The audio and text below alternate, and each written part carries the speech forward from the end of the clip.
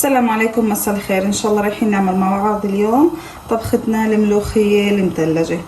اول شيء انا عندي هون طنجرة راح اضيف عليها شوي من الزيت النباتي،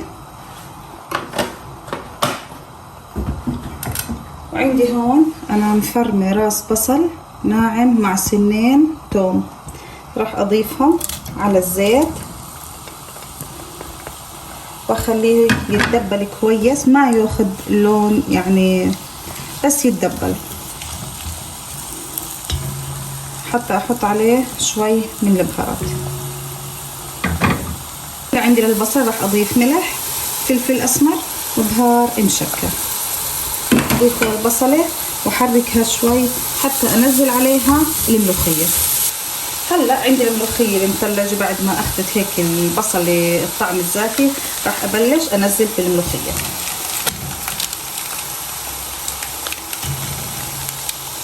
هلا بعد ما اضفتها راح احركهم شوي حتى تدوب الملوخيه كويس.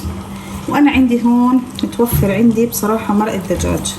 اذا مش متوفر عندك مرق الدجاج فيك تحطي المي، يعني لتر مي حسب كمية الملوخية اللي عندك، وبتضيفي عليها مكعبين ماجي بدل مرق الدجاج، يعني بعطيها طعم زاكي. هلا راح اتركها شوي هيك الملوخية تدوب حتى اضيف عليها الشوربة اللي عندي جاهزة.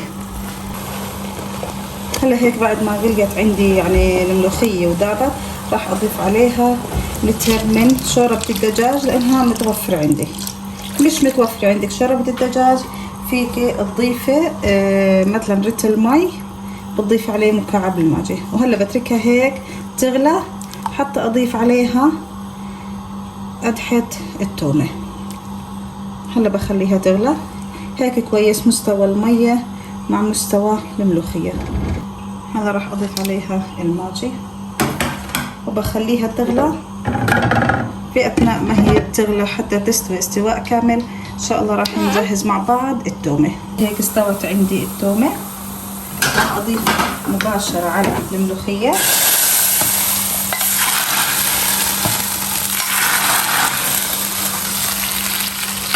عليها بسرعه واخليها تاخذ الطعمه